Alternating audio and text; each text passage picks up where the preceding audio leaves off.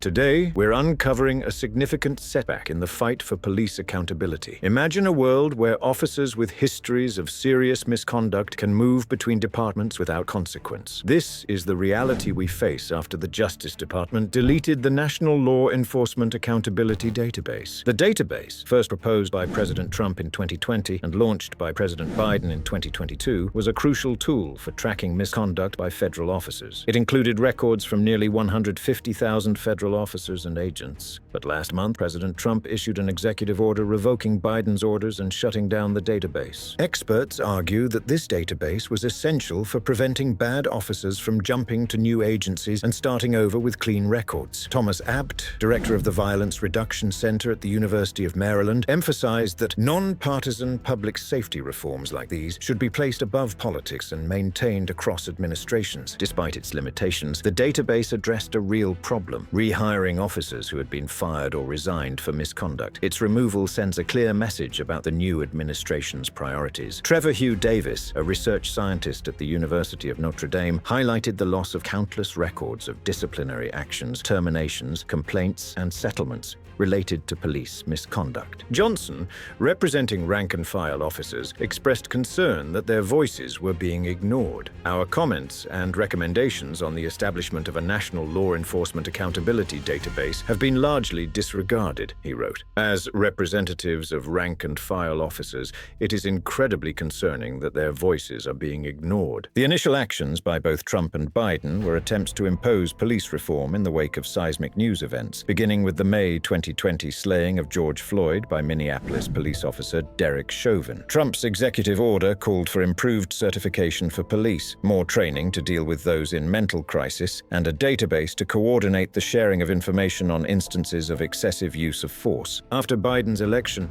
his administration pushed the George Floyd Justice in Policing Act in 2021, but it could not pass Congress. So in May 2022, on the second anniversary of Floyd's death, Biden signed an executive order titled Advancing Effective, Accountable Policing and Criminal Justice Practices to Enhance Public Trust and Public Safety. This order created the national database, which applied only to federal officers and agencies. Damon Hewitt, president of the Lawyers Committee for Civil Rights Under Law, noted that the administration stepped up as much as it could via executive action after the George Floyd Act was sabotaged. The database went live in December 2023, and by the end of the year, all 90 executive branch agencies with law enforcement officers had provided thousands of disciplinary records dating back to 2017. The number of searches by federal agencies rose steadily, from around 400 in January 2024 to more than 3,000 in August. There were more than 4,000 officers in the database, with nearly 4,800 reports of misconduct. Chuck Wexler, executive director of the Police Executive Research Forum, emphasized that this database helps law enforcement agencies ensure they are not hiring officers who have been criminally charged, fired for misconduct, or are otherwise unsuitable candidates. Online, people are expressing their outrage and concern. Comments like, "That database has to have a backup on the cloud somewhere. Quick, find it before they do," and "Yeah, we need some gray hats to acquire and release this database," show the public's frustration and desire for accountability. Others are more critical of the administration's actions, with comments such as,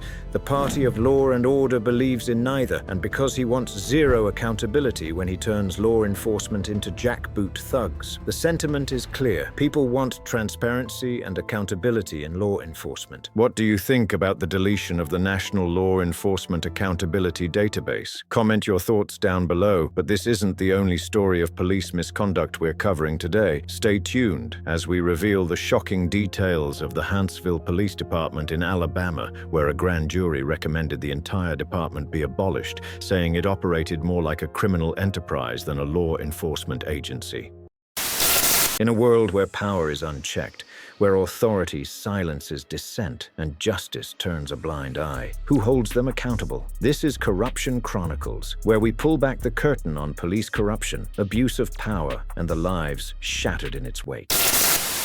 In Hansville, Alabama, a grand jury has recommended disbanding an entire police department after uncovering rampant corruption. The mayor has placed all officers on administrative leave while officials decide on next steps. I'm District Attorney Champ Crocker, joined here by Sheriff Matt Gentry. This is a sad day for law enforcement. Grand jury of Coleman County has recently returned multiple felony and misdemeanor indictments on 5 Hansville police officers and 1 spouse of an officer.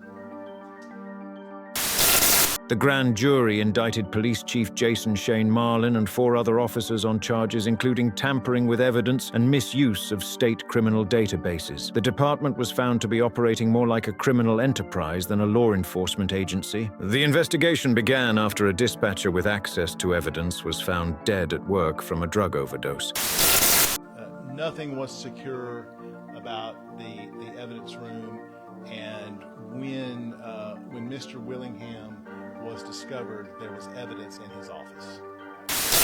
The grand jury found that departmental negligence played a role in his death. Charges against officers include misuse of state criminal databases and distribution of controlled substances among themselves. The grand jury recommended immediate abolition due to a rampant culture of corruption. Indictments filed with the Coleman County Circuit Court provide new details about the charges. Police Chief Jason Shane Marlin is charged with 2 counts of failure to report ethics violations and tampering with physical evidence. He allegedly mishandled evidence from the department's evidence room and failed to report ethics violations by officers Jason Wilbanks and Cody Kelso. Officer Cody Allen Kelso faces multiple charges, including computer tampering, solicitation to commit a controlled substance crime, use of office for personal gain, and tampering with physical evidence. He accessed law enforcement record systems without permission and solicited anabolic steroids from fellow officers. Officer Jason Scott Wilbanks is charged with computer tampering, use of office for personal gain, tampering with physical evidence, and solicitation to commit a controlled substance crime. He used department resources for personal gain and solicited controlled substances, including anabolic steroids and hydrocodone. Officer William Andrew Shellnut is charged with tampering with physical evidence, while Officer Eric Michael Kelso faces charges of unlawful distribution of a controlled substance and criminal conspiracy to commit a controlled substance crime. Eric Kelso distributed controlled substances, including Adderall and hydrocodone, to fellow officers. Donna Reed Kelso, the wife of Officer Eric Kelso, is charged with unlawful distribution of a controlled substance and criminal conspiracy to commit a controlled substance crime. She collaborated with her husband to distribute anabolic steroids to officers. The grand jury's findings highlight a lack of leadership, oversight, and proper training within the department. The evidence room was found to be insecure, leading to the mishandling of evidence and contributing to the death of dispatcher Christopher Michael Willingham. The community's trust in the police department has been shattered. Comments like, "You're afraid to see the cops now," and "It hurts your trust, it scares you," reflect the deep sense of betrayal felt by residents. What do you think about the situation in Hansville? Comment your thoughts down below. Because truth is a weapon more powerful than any badge. Together we uncover the stories they don't want you to hear and fight for accountability, one truth at a time. If you stand for accountability and justice, don't forget to like, share, and subscribe. Together, we can shine a light on the truth and ensure no abuse goes unchallenged.